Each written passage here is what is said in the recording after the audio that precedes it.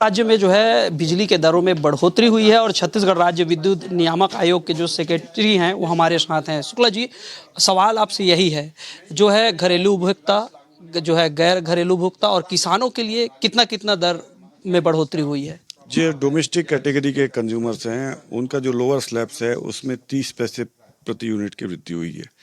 जो higher slabs वाले हैं उनकी 50 पैसे प्रति यूनिट की वृद्धि हुई है, जो 600 यूनिट से ज़्यादा खपत कर रहे हैं।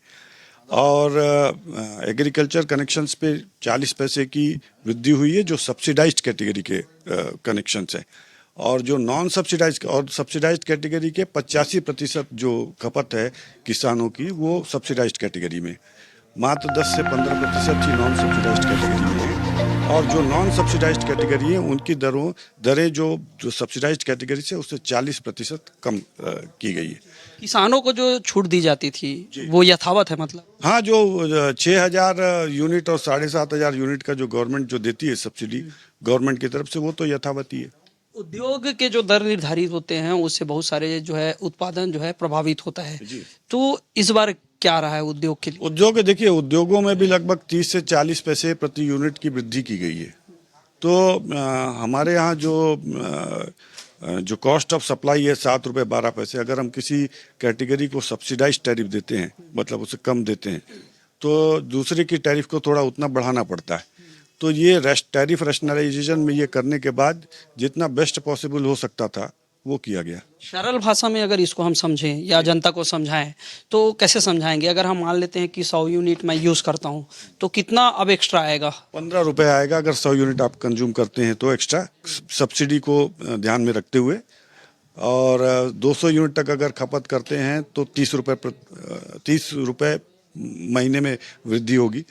और 300 यूनिट तक करते हैं तो 70 रुपये हर महीने की लोडिंग आएगी। मतलब हर 100 यूनिट में 15 रुपये का ही असर पड़ेगा।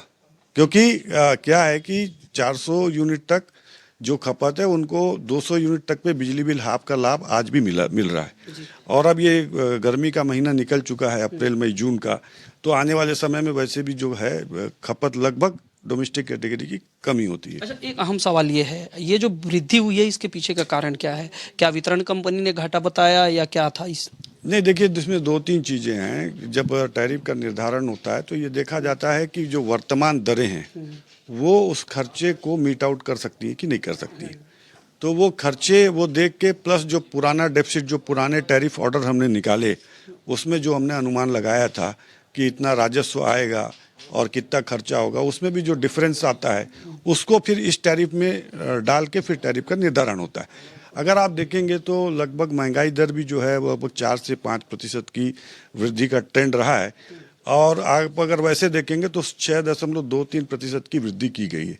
तो महंगाई प्लस जो पुराने थोड़े बहुत लॉसेस हैं वो सबको देखें तो 6.23% जो इंक्रीज है वो जस्टिफाइड लगती है, एक रीजनेबल टैरिफ लगती है। वितरण कंपनी ने कितना का प्रस्ताव भेजा था, आप लोगों ने कितना मान्य किया? उन्होंने 24% वृद्धि का प्रस्ताव दिया था।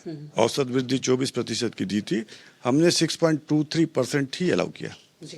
तो देखिए, स्पष्ट तौर पे अगर कहा जाए तो वृद्धि हुई है जिससे जनता के जेब पे तो भार पड़ेगा और प्रति 100 यूनिट में 15 रुपए का अतिरिक्त भार अब जो है उपभोक्ता को देना होगा।